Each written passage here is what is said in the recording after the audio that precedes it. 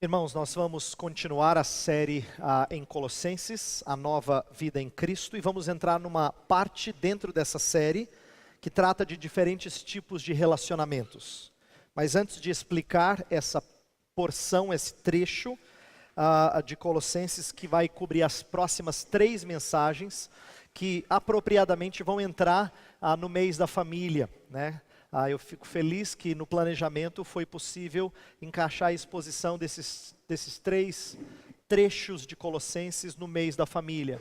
Portanto, eu falo hoje sobre o relacionamento entre marido e mulher, no próximo domingo sobre pais e filhos e, por último, a relação entre servos e senhores, ou patrão e empregado, vai em termos modernos. E a gente vai falar um pouco sobre trabalho e a relação de trabalho com a família, tá?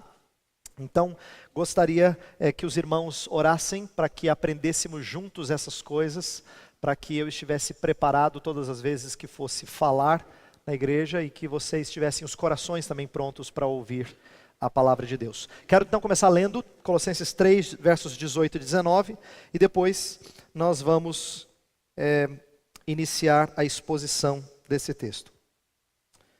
Colossenses 3, versos 18 e 19 dizem assim: Mulheres, sujeite-se cada uma a seu marido, como convém a quem está no Senhor. Maridos, ame cada um a sua mulher e não a tratem com amargura. Quero começar essa mensagem destacando que nós temos falado da nova vida em Cristo e que isso é uma coisa que envolve todo o nosso relacionamento com o próximo, todo e qualquer relacionamento com o próximo. Eu tenho falado aqui da nova vida em Cristo e eu comecei Colossenses 3, a partir do verso 1, explicando o que acontece quando a nossa vida é transformada, quando nós somos ressurretos com Cristo Jesus. E uma das coisas que tem sido preciosa para mim expor e reforçar é que nova vida em Cristo não é uma vida individual com Deus, mas é uma vida comunitária. O texto que a gente está estudando no capítulo 3 de Colossenses, ele está repleto de mandamentos recíprocos, uns aos outros. Inclusive, nós aprendemos que quanto mais a gente tem de Deus, mais a gente se dedica ao próximo. Diferente do que as pessoas às vezes pensam, que alguém muito religioso, muito fanático se distancia das pessoas. Na fé cristã não é assim. Quanto mais de Deus, mais dedicado você é ao outro. Quanto mais de Deus, mais você se conecta com o outro, de maneira abençoadora. E nos sermões que eu expus nos últimos domingos, eu tratei principalmente de mandamentos mais genéricos que se aplicam à vida comunitária como um todo, e especificamente à vida na igreja. Agora nós vamos focar em 3 mensagens que tratam das implicações da nova vida em Cristo para o relacionamento dentro da família. Dentro da família, tá? Do ambiente do lar. Então, é como se Paulo estivesse mudando aqui da família espiritual para a família física. Né, para a família, no sentido daqueles que ocupam o seu lar. Os 3 relacionamentos familiares do texto maior, vai do versículo 18 de Colossenses 3 até o versículo 1 de Colossenses 4. Trata de 3 relacionamentos: marido e mulher, pais, filhos, senhores e escravos.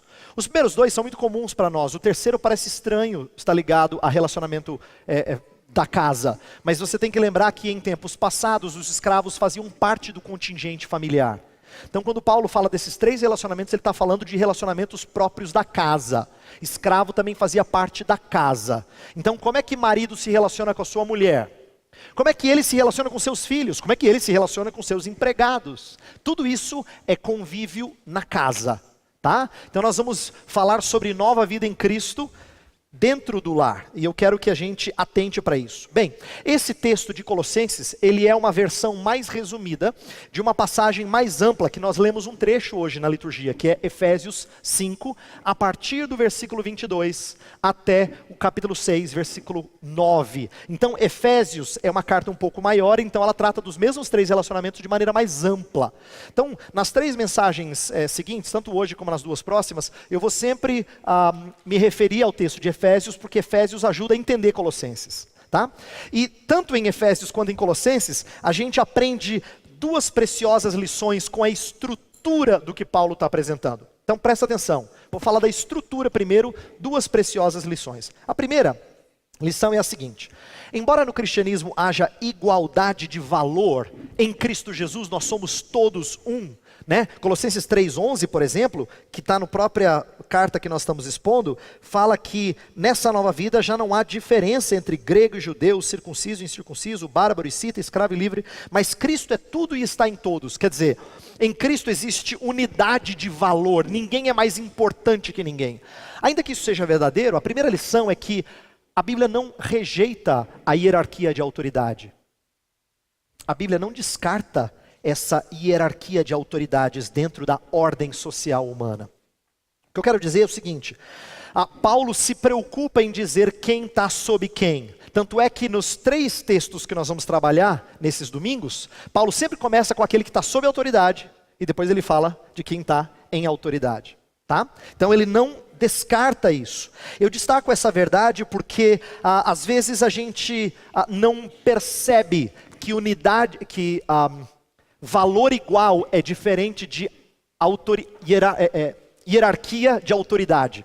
Não são duas coisas, são diferentes, elas não são idênticas. Deixa eu explicar. Quando eu falo assim que o fato de ter hierarquia de autoridade não implica em diferença de valor, eu e você temos muita dificuldade de ver isso na relação de escravo e senhor. Por quê? O retrato que a gente tem de escravidão é de que os escravos eram tratados como inferiores, sub-humanos. Então, quando a gente for tratar desse texto, eu vou trabalhar essa questão do senhor e do escravo. Mas na relação de pais e filhos, está muito claro para nós de que embora um pai tenha autoridade, embora uma mãe tenha autoridade sobre o seu filho, não significa que ela é mais valiosa ou que ele é mais valioso do que o filho. Na sociedade, até quem não tem Cristo reconhece isso. Agora, por que é importante eu destacar isso? Porque a mesma coisa se aplica àquilo que eu vou dizer hoje do casamento, do homem e da mulher. Quando a gente for falar sobre liderança e submissão, não entenda diferença de valor. Porque assim como pai tem autoridade sobre filho, não significa que pai tem mais valor do que filho. Esse conceito não é bíblico e nem é aceito na maior parte da nossa sociedade. Portanto, a mesma coisa vale para o relacionamento homem e mulher. Isto é, diferenças de funções ou hierarquia de autoridades não significa diferença de valor. Segunda lição, e essa é ainda mais preciosa, que a gente aprende com a estrutura, é a seguinte: é que Paulo enumera uma ordem de prioridades quanto ao relacionamento. Paulo enumera uma ordem de prioridades quanto ao relacionamento. Escuta isso aqui. Primeiro ele trata de casamento, depois de filhos, depois de trabalho. E a ordem é exatamente essa em importância. Por que eu tenho que destacar isso? Porque a maioria de nós sabe que é muito ruim quando o trabalho toma o lugar da família. A gente ouve isso sempre. Mas me parece mais imperceptível entender que relação com a sua mulher, com o seu marido, está acima da relação com os seus filhos. Por que isso me parece mais imperceptível? Porque a gente ouve até no meio cristão a ideia de que nós temos uma ligação com os filhos que é singular, especial e profunda. Uma vez eu estava lá no Mackenzie, onde minhas crianças estudam lá em São Paulo, e eu conversando com um pai cristão, ele falava assim para mim: sabe, Heber, eu falo para minha esposa, meu relacionamento com ela é ótimo, mas a relação que eu tenho com os meus filhos é uma coisa assim, não dá nem para explicar, não tenho nem palavras. O que ele queria dizer é que é muito profunda. E ela é maior, e ela é mais sublime. Eu conheci um pastor que palestrava dizendo que a relação que pais têm com filhos, ela é indelével. Tanto é que existe ex-marido, mas não tem ex-filho. Com isso ele queria dizer, essa relação ninguém apaga, portanto ela é mais duradoura, mais profunda. E eu quero ir na contramão agora, e dizer que isso é errôneo. Biblicamente isso é errôneo. Nós temos que aprender com a estrutura que Paulo nos ensina, que há uma relação entre homem e mulher que a Bíblia chama de aliança, e essa é muito profunda nas Escrituras. Tanto é que Deus escolhe o casamento para ser a analogia mais preciosa para tratar da relação de Deus com o seu povo. Várias vezes, tanto no Antigo quanto no Novo Testamento, Deus falou do seu relacionamento com o seu povo, ilustrando em linguagem de casamento, de relacionamento entre homem e mulher. Provérbios, por exemplo, fala que há algumas coisas nesta vida que eu não entendo. Uma delas é o caminho de um homem com uma donzela. Quando ele fala que ele não entende, significa que é misterioso. Interessante, Paulo pega a ideia de mistério para dizer, pois esse mistério do casamento ilustra um mistério muito maior. Em Efésios 5 ele fala de Cristo com a igreja. Portanto, o casamento sempre foi visto na Bíblia como sendo intentado para apontar para o relacionamento entre Cristo e a igreja. Tanto é que a Bíblia começa com um casamento e termina com um casamento. Não é? Gênesis 2 tem um casamento e Apocalipse 21 e 22 é um casamento entre Cristo e a sua igreja. E isso precisa ser entendido como sendo valioso. Deus, portanto, está mostrando para a gente que casamento é valioso porque ele representa o mais sublime relacionamento. E de forma singular, de forma riquíssima. Portanto, eu gostaria que a gente focasse nisso e entendesse que Paulo trata os relacionamentos na ordem que trata, por uma razão de ensinar-nos prioridades. E nós precisamos aprender sobre essas prioridades. O nosso texto, portanto, ele retrata duas coisas. Nós trata do privilégio e das responsabilidades, não é? E eu vou tratar dessas responsabilidades, mas antes de tratar das responsabilidades próprias do casamento, eu quero mostrar o modelo, qual é o modelo de casamento e de onde vem o poder para um casamento cristão, para depois a gente falar das responsabilidades de esposa e marido. Então eu vou começar falando do poder e do modelo de Cristo. Deixa eu explicar por que eu vou falar do poder e do modelo de Cristo. Se eu só ler esses dois versos e tirá-los do resto de Colossenses, vai dizer assim, hoje o pastor vai bater nas mulheres, porque ele vai falar de submissão e toda vez que mexe nessa área eu tenho dor de cabeça. É muito difícil. Por quê? Nós estamos acostumados a tratar de mandamentos na Bíblia como sendo algo que a gente faz assim, ó, e consegue. Como se fosse resultado do nosso esforço. Não é. Se você sacar esses dois versos de Colossenses, você vai ter essa impressão. Mas Colossenses é uma carta. E uma carta que é amarrada do início ao fim. Portanto, a gente precisa entender a relação de alguns mandamentos com o resto da carta. E qual é a relação desses mandamentos com o resto da carta? Pois bem, a primeira coisa que a gente precisa enxergar é que o verso 18 vem depois do 17. Aí você vai dizer, óbvio, pastor, depois do 17 vem 18. Eu sei, mas a gente não lê desse jeito quando a gente está lendo a Bíblia. Tem aqueles subtítulos que parece que cortam, nova sessão. Sua cabeça apaga o que vem antes e começa a nova sessão. Não pode? O que ele disse no verso 17? Olha para o verso 17. Olha lá. No 3,17 ele fala assim. Tudo o que fizerem, seja em palavra ou em ação, façam-no em nome do Senhor Jesus, dando por meio dele graças a Deus Pai. Então ele está falando sobre fazer tudo em nome do Senhor Jesus. Então, o que é esse tudo? Tudo é muito abrangente. Quando a gente fala tudo, às vezes a gente não especifica. Você já viu assim, quando a gente está conversando com alguém e fala assim, o que é Deus para você? Deus é tudo, mas ele não sabe dizer nada, é só tudo. Mas tudo é muito grande, fala alguma coisa. Tudo o quê? Aí Paulo vai explicar. Por exemplo, marido se porta assim com mulher. Mulher se porta assim com marido. Pais se portam assim com filhos. Filhos se portam assim com pais. Pois os seus senhores se portam assim com os escravos. E os escravos com os seus senhores. Ele está dando exemplo do que é tudo em Jesus. Entendeu? Os próximos 3 textos que nós vamos trabalhar são um desdobramento do que é fazer tudo em nome de Jesus. Fazer tudo em nome de Jesus, como assim? Ele vai dar exemplos. Ele vai explicar o que é fazer tudo em nome de Jesus. Então, o nome de Jesus significa fazer como Jesus faria, segundo as normas de Jesus, tendo a Ele como parâmetro, como modelo. Portanto, o texto que nós vamos explorar hoje vai mostrar que Cristo é o modelo, tanto para o marido quanto para a esposa. E eu quero falar primeiro de modelo, para depois prosseguir.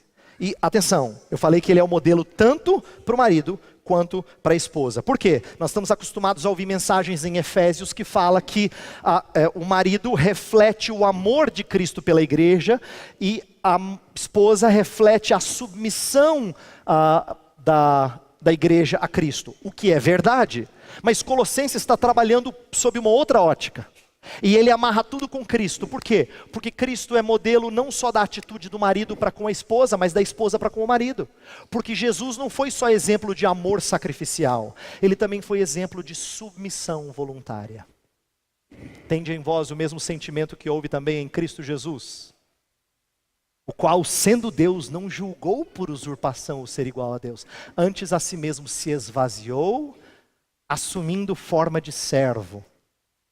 E foi obediente até a morte. Esse texto de Filipenses 2 é um texto no qual Paulo pega a pessoa de Cristo, a atitude subserviente de Cristo, para dizer, vocês deveriam ser assim em relação a Deus.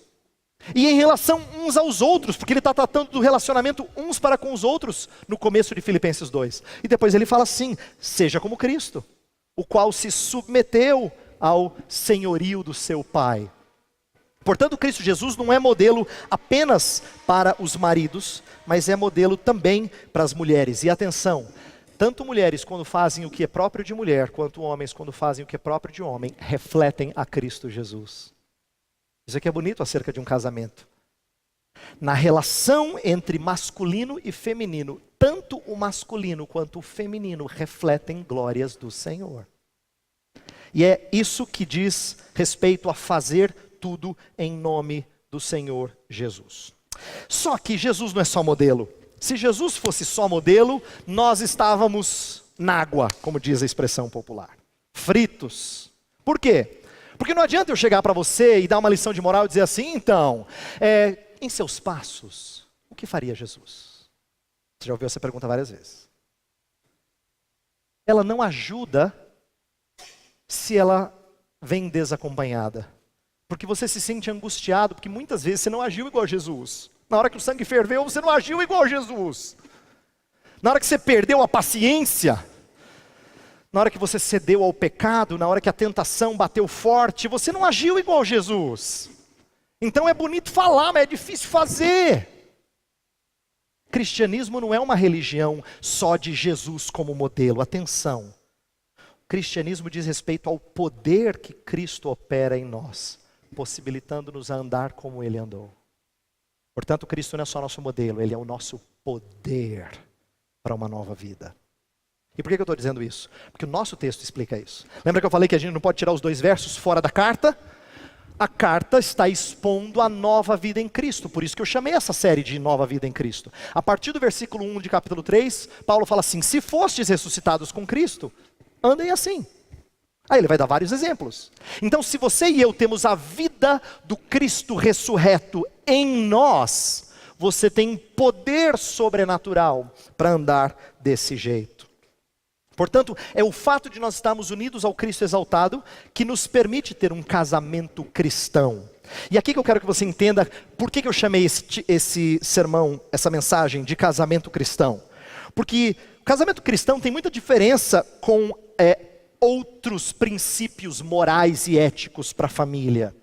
Por exemplo, eu sei que se você ler bons livros de filósofos, eticistas, psicólogos, você vai encontrar alguns princípios morais interessantes.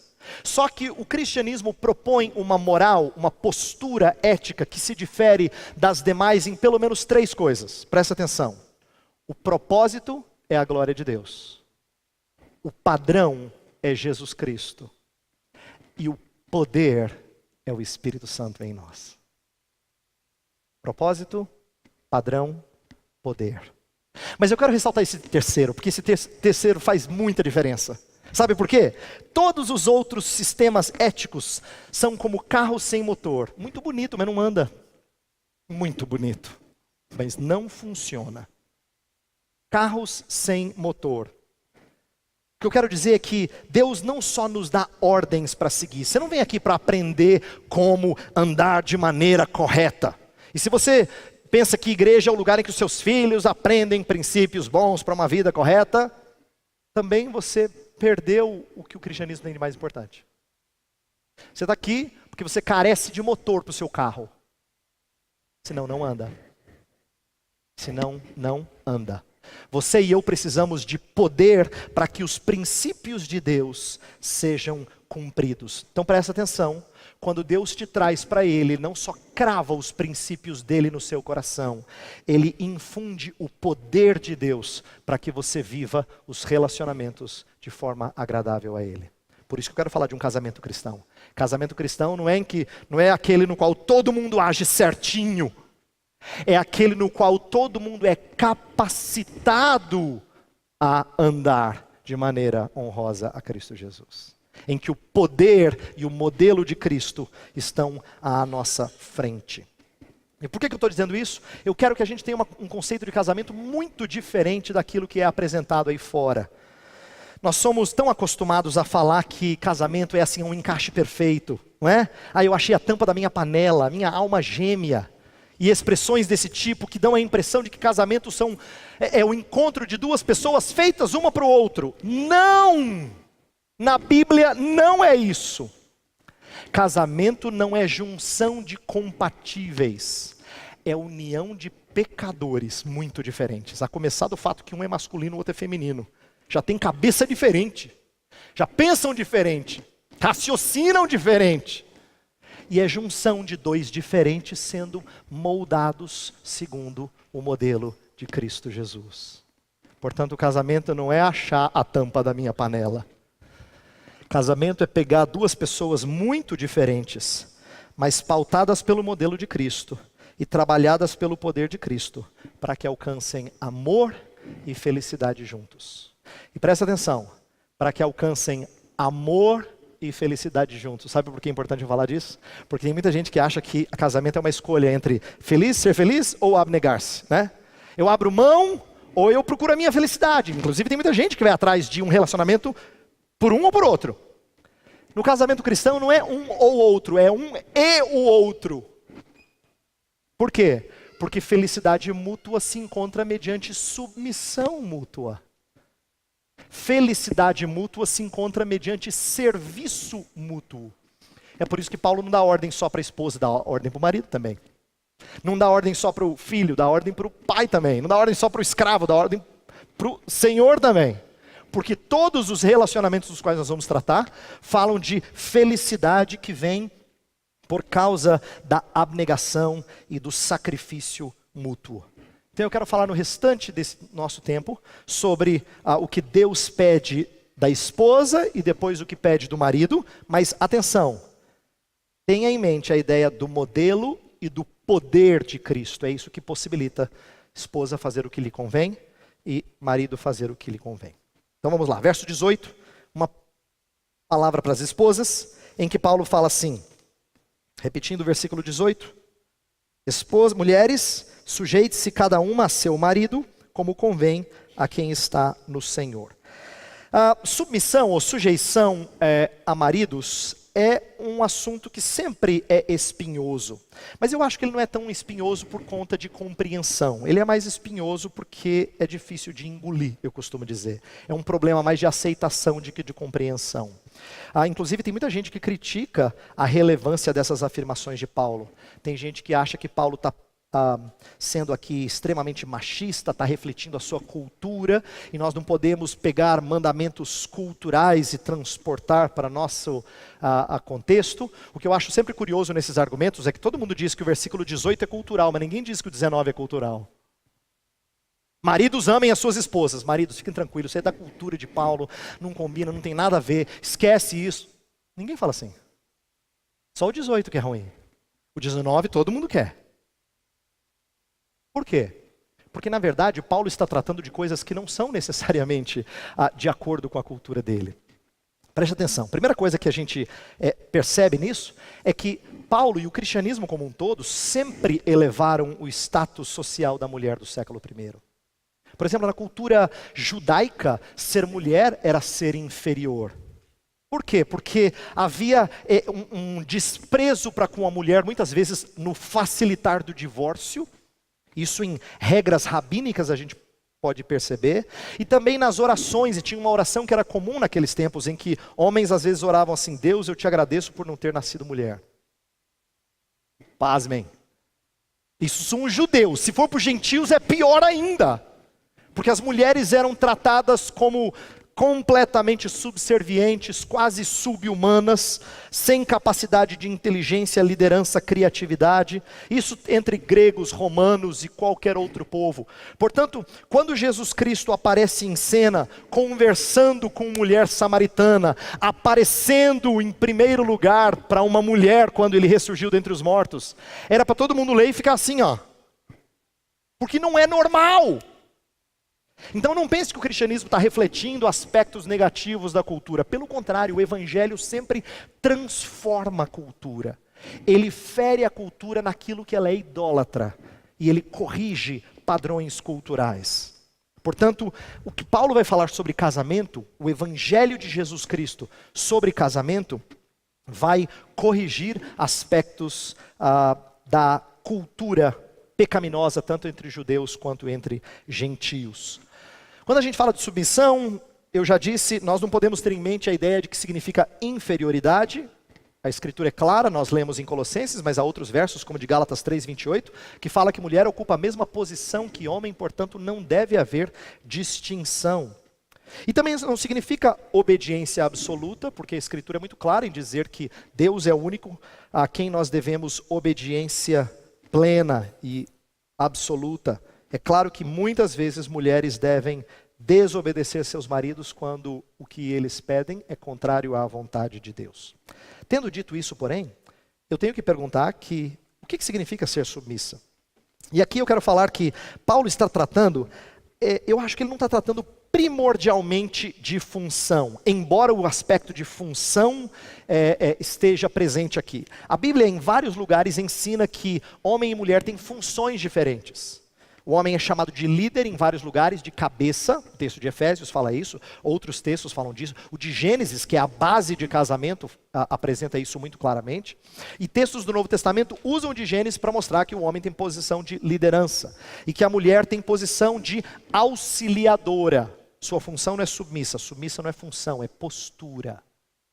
Presta atenção, função é liderança auxiliadora. E ambas as funções são usadas por Deus como virtudes dele. Deus se chama de nosso cabeça, nosso líder, assim como ele se chama de o auxílio de Israel. Porque ambas as funções refletem glórias do Senhor. Mas eu creio que o texto não esteja tratando primordialmente de função. Ele está tratando de postura. Assim como o homem é líder, amar não é função, amar é postura. Tá? E submissão também não é função, é postura. Portanto, eu creio que Paulo deva estar mexendo em duas áreas fracas, uma para cada partido, uma para cada uma das partes. Desde o início do pecado, o texto de Gênesis 3 fala que o seu desejo seria para o seu marido e ele te dominará. Está lá em Gênesis 3,16. E muitos intérpretes pegam essa frase, o teu desejo será para o teu marido, para dizer que desde que houve pecado, surgiu no relacionamento entre homem e mulher, desejos desordenados. Isto é, desejos sem controle, fora de eixo. Portanto, quando Paulo está falando sobre submissão, ele está mexendo numa área que ele sabe que é difícil para mulheres. Porque a submissão que a Escritura exige é uma submissão servil. Isto é, de quem está pronta a viver pelo seu marido. Mas não pense que isso é algo próprio só da esposa. Há um sentido em que maridos também se sujeitam às suas esposas. Lá em Efésios 5, o texto que a gente leu, o versículo 21, fala assim, olha lá o verso 21, está impresso na ordem de culto. Sujeitem-se uns aos outros por temor a Cristo. A ideia é de que no temor de Cristo, nós nos colocamos sobre os outros para servi-los. Jesus não fez isso com os apóstolos, quando ele lavou os pés dos apóstolos. Ele fala, eu sou mestre, é verdade, mas eu vim para servir. Aquele que é o Rei dos Reis também se colocou sob os apóstolos para servi-los. Então, serviço, sujeição é algo que, num certo sentido, é presente em ambos, tanto em homem quanto em mulher, de maneira diferente, é verdade, mas submissão voluntária para servir é uma realidade presente tanto em homens quanto em mulheres. Só que eu acho que Paulo destaca aqui para as mulheres, primeiro porque é uma grande dificuldade para elas, e segundo porque elas são as melhores mestras dos homens sobre isso.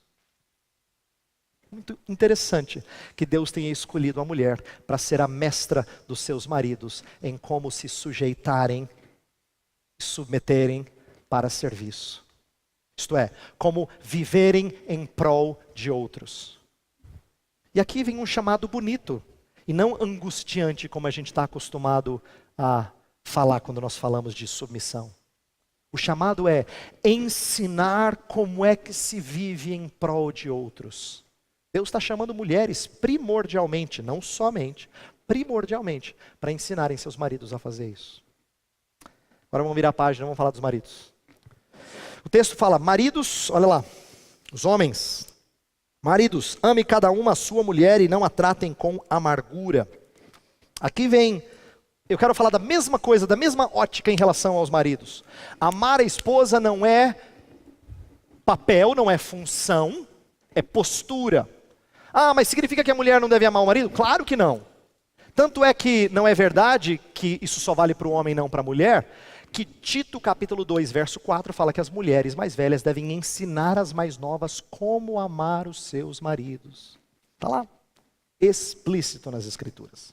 Estou dizendo isso porque eu já ouvi gente dizendo assim, pastor, acho que eu sei porque que Paulo não falou para a mulher amar o marido. É porque a mulher já tem facilidade, ela ama mesmo, ela se entrega, e os homens não. Errado. Esse conceito é muito romântico. Amar não é só se derreter, não é ficar emocionalmente extasiado. Mulheres são melhores nisso, é verdade.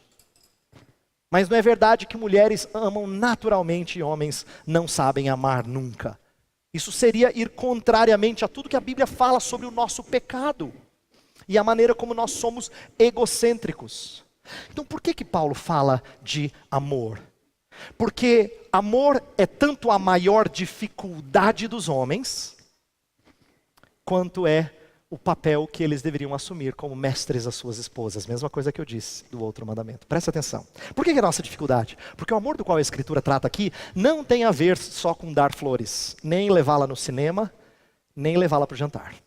Isso é bom, porque você gosta de filme, você gosta de comer, e dar flor agrada, né? Isso é fácil. Você pode fazer isso não é ruim. Mas não é isso que está tratando. O amor do qual o texto destaca é um amor que mata. É um amor que entrega a própria vida. Lembra que amor na Bíblia não é um sentimento. Não é igual você fala assim, levantei de manhã com o pé esquerdo. Ah, eu não estou muito bem. Ah, não sei, eu não estou legal hoje. A gente fala assim de sentimentos como sendo fluidos, que vêm e vão. Suscetíveis a mudanças repentinas. Amor não é isso. Na Bíblia, amor sempre é dádiva, e a maior dádiva é da sua própria vida. Por isso que Deus amou ao mundo de tal maneira que deu o seu Filho. Amor na Bíblia sempre é dádiva, e a maior dádiva é a sua própria vida. Por isso que fala em texto de Efésios que maridos amam as mulheres, assim como Cristo amou a igreja e a si mesmo se entregou por ela. Qual é a grande dificuldade dos maridos? Morrer para si, a fim de se entregarem para sua amada. Essa é a nossa grande dificuldade. Paulo está pegando no nosso pé. E está batendo onde é que dói. Mas por quê? Nós somos chamados a ensinar nossas esposas o que significa morrer por outro. Eu gosto da maneira como o Jay Adams combina essas duas coisas. Ele fala assim, mulheres, vocês estão preparadas a viverem pelos seus maridos? E a resposta deve ser sim. Embora a gente saiba que na prática às vezes é não. E aí para os maridos ele pergunta, maridos, vocês estão dispostos a morrer pelas suas esposas? E aqui não é morte só física, também, mas não é só física.